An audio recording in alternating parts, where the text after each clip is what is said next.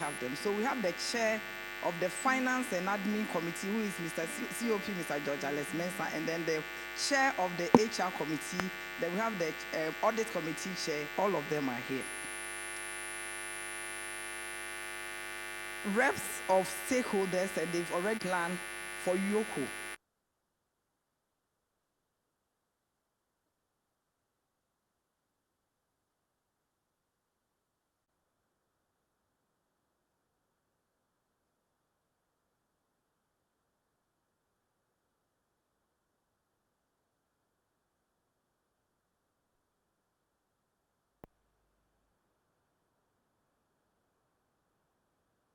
On its mandate, EOCO sought the assistance of GIZ, Governance for Inclusive Development Program, co-funded by the UK Foreign Commonwealth Development Office, FCDO, for the development of a 5-year strategic plan for the office. Thankfully, GIZ accepted to provide the needed funding and technical support for the exercise. And this has led to the engagement of a lot of stakeholders. We had a lot of stakeholders engagement who played a major role in crafting what we have today as a 5-year strategic plan for EOCO. Somebody asked, when I invited the person to attend this program, the person said, oh, every year I've attended a lot of launch of strategic programs, and after the launch, you don't hear anything about it again. What is different about this one? And why I'm saying this is different is because most of the times you have a consultant developing strategic plan for you. But this time, we were involved from beginning till the end. Not only EOCO, but we also engaged a lot of stakeholders.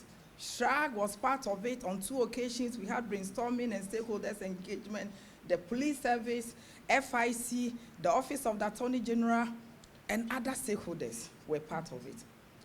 And the consultant also engaged us at head office, and Wednesday and Thursday, we've had 2 days training for heads of units and also our regional directors, who are going to serve as a source of trainers for the officers to imbibe into the strategic program plan. So it's not going to be something that will be kept on the shelf, but we are also going to make sure that it is implemented. And as part of it, we also have implementation plan.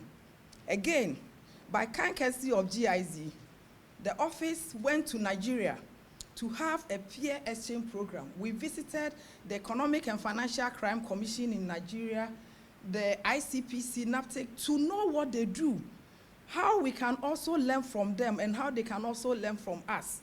And this strategic plan has their input. We looked at what they have, what we don't have, and how we can fine-tune that. So it's shaped this strategic plan. It's not going to be on the shelf, but something that will be implemented to the latter. Like I said, this has been that. So overall, this strategic plan is expected to bring some significant improvement to the internal processes of EOCO.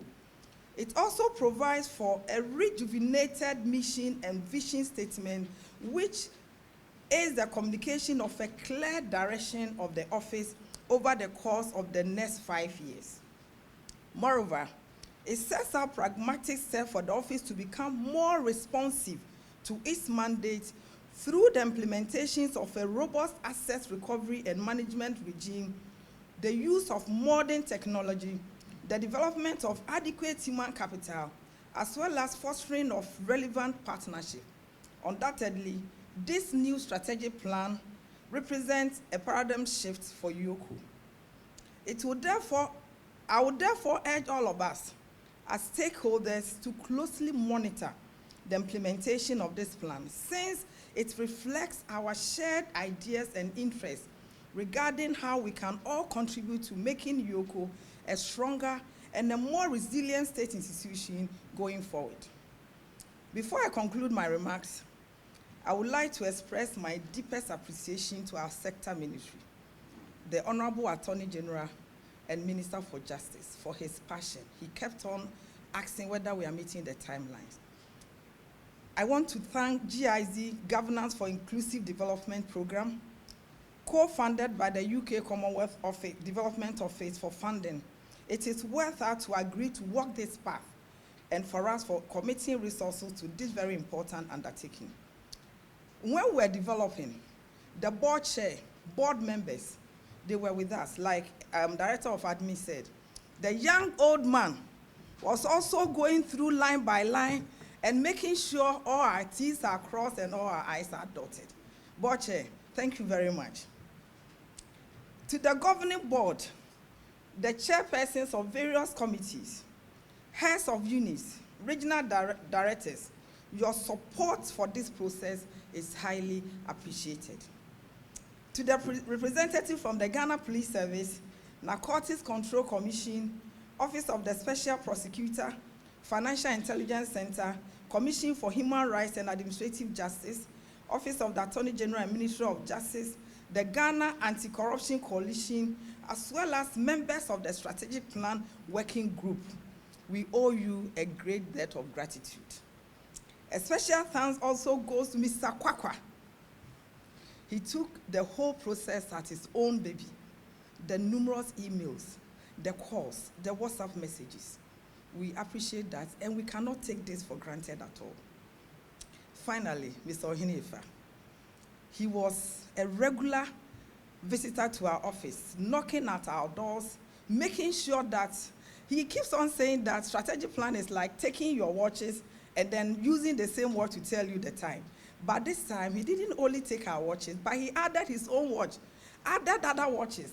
That is why we have this program. Mr. Ohine, we are grateful. And I know you are not going to leave us after the lunch, but during the implementation plan, you